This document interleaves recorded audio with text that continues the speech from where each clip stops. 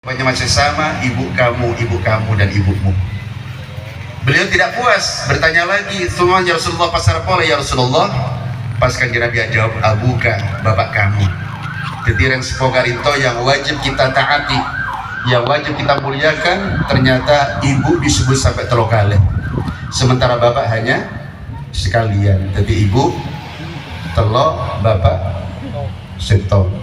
Bapak setong, ibu.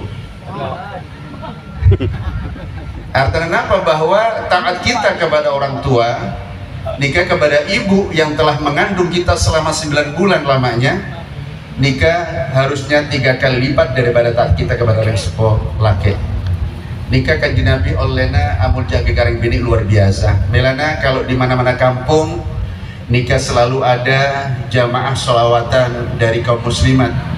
Itu wajar karena beliau berterima kasih sama beliau Nabi kita Muhammad SAW. Kanjeng Nabi begitu perhatian kepada orang perempuan. Bahkan dalam satu hadis kanjeng Nabi aturaki, ma akraman nisa illa karim wa ma ahanahunna illa laim. Tidaklah memuliakan kaum perempuan kecuali orang yang mulia di mata Allah Subhanahu wa taala, dan tidak merendahkan kaum perempuan kecuali yang rendah di mata Allah Subhanahu wa taala. Hanya orang yang mulia saja mereka yang mampu memuliakan kaum perempuan, dan hanya orang yang rendah di mata Allah, orang yang merendahkan martabat kaum perempuan. Allahumma shalli ala Muhammad. Melana ngereng, kanjeng Nabi adalah uswah yang hasanah yang patut kita tiru. Beliau luar biasa olehna taat kareng sepo.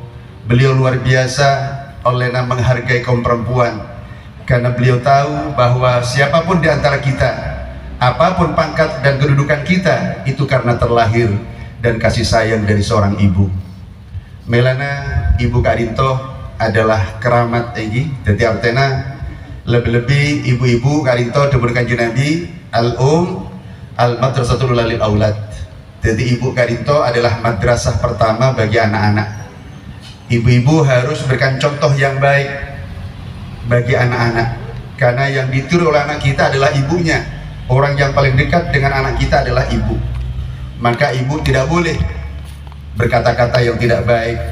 Ada bu sekorang saya ape sowan umpama yang kini kata saya. Karena apa? Ibu Karinto bekali contoh sareng putrana. Melana dalam setong makalah ya toraki anna yastaqimu dillu idza kana al-'udu muwajjan. Bagaimana bayang-bayang akan lurus kalau kayuannya saja bengkok. Yang bajeng Karinto akan ikut deka kaju. Jadi umpama kaju Karinto lurus, otomatis jeng bajeng noro lurus. Tapi menabi kaju Karinto bilu, otomatis jeng bajeng noro bilu. Begitulah anak kita. Bagaimana anak kita? Tentu bagaimana kita sebagai orang tua mencontohkannya. Menabi contoh nikah bagus, insya Allah anak-anak kita pun juga menjadi baik. Dan apabila kita sebagai orang tua nikah anyonto aki saya kurang saya, maka jangan salahkan siapa-siapa ketika anak kita nanti ternyata tidak baik. Dan sekapen telo ibu Karinto punya peranan yang sangat bagus. Bahkan dalam banyak cerita, utamanya yang sudah sering kita dengar, bagaimana Nabiullah Musa alaihissalam Karinto dirawat oleh seorang ibu yang sangat salihah bernama Siti Asiyah. Ya, walaupun bapaknya Fir'aun, ya, jadi Nabi Musa Karinto punah ketika melahirkan Batil Kasa. Fir'aun punya peraturan, ketika ada seorang perempuan melahirkan laki-laki wajib dibunuh. Kenapa? Takut kalau nanti menjadi pesaing daripada Fir'aun. Maka ternyata oleh Allah Subhanahu wa taala ibunya Nabi Musa melahirkan seorang laki-laki bernama Nabi Musa Karinto, kemudian diberikan petunjuk dan ilham dari Allah supaya dihanyutkan di Sungai Nil. Dan akhirnya kotak kadir atau tabut Karinto minggir ke sungai di belakang rumah Fir'aun. Dan waktu itu Siti Asiyah sedang ada di situ, lalu diambillah kotak yang hanyut Karinto. Ternyata di dalamnya ada bayi yang sangat mungil dan bersih, yang nantinya kemudian bernama Nabi Musa. Itu karena dirawat oleh seorang perempuan yang salihah, maka jadi nabi. Maka ibu Karinto sangat menentukan bagaimana anak kita ke depan. Kalau ibunya salihah, tentu anaknya juga akan salih. Coba kita lihat Nabi Allah Nuh alaihissalam dan juga begitu. Nabi Nuh karito punya istri yang jahat, selangkah dekat Nabi Allah Nuh. Ternyata oleh Allah diberikan putra bernama Kan'an, ternyata tidak ikut kepada ayah, dia justru ikut kepada ibu. Sehingga oleh Allah Subhanahu wa taala dia memang anak biologis daripada Nabi Nuh, akan tapi dia bukanlah anak biologis dari Nabi Nuh. Ketika banjir yang sangat dahsyat nikah ditimpakan kepada kaumnya Nabi Nuh, nikah Nabi Nuh melihat potrana kadito Kan'an akan tenggelam, dan Nabi Nuh berserta kaum yang beriman kadito sudah membuat perahu.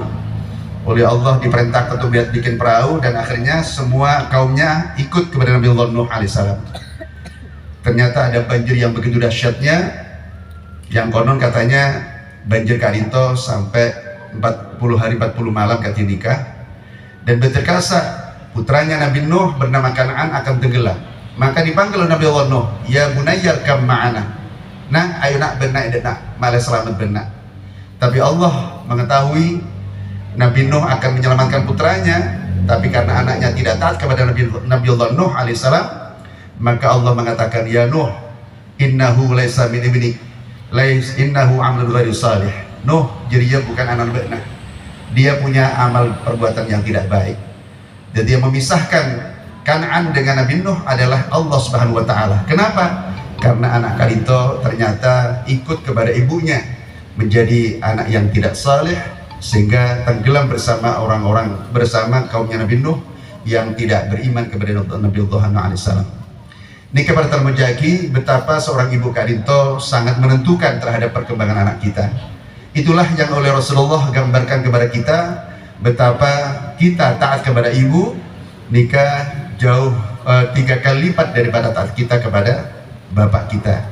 Milana toreh kita sebagai anak toreh pamoljah bunah bukan itu luar biasa, dari pagi ketemu pagi beliau sangat capek luar biasa. Dan kadang semakin kadito kan kita merasa ironi, ya, ada seorang ibu ditinggal bapak, ditinggal wafat oleh suaminya, meninggalkan 5 orang anak.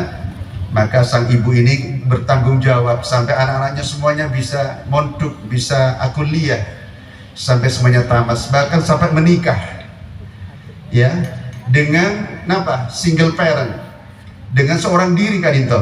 Ibu yang seorang diri nikah bisa mengentaskan 5 anaknya yang waktu itu ditinggal masih kecil-kecil oleh suaminya. Tapi ketika anak kadito sudah sukses, ibunya sudah sepuh yang butuh perhatian terhadap putra-putrana, maka 5 anak kadito ternyata tidak mampu untuk merawat ibu yang hanya satu-satunya. Nikah luar biasa, seorang ibu yang hanya satu-satunya bisa mengentaskan bertahun-tahun terhadap putranya sampai menjadi orang yang sukses. Tapi anak-anak yang sukses ternyata tidak mampu untuk mengentaskan ibu yang hanya satu-satunya. Mudah-mudahan hal kanto tidak akan terjadi kepada kita semua. Ya Allahumma amin. Kiranya hanya itu yang bisa kami sampaikan. Selamat kepada Majelis Syihona di usia yang ketiga kanto. Mudah-mudahan semakin berkah, semakin manfaat, semakin jaya tentunya, dan kita semua akan semakin mantap dan bersemangat untuk selalu syiar sholawat melalui Majelis Syihona Kadito. Amin ya rabbal alamin. Mohon maaf dan terima kasih. Assalamualaikum warahmatullahi wabarakatuh.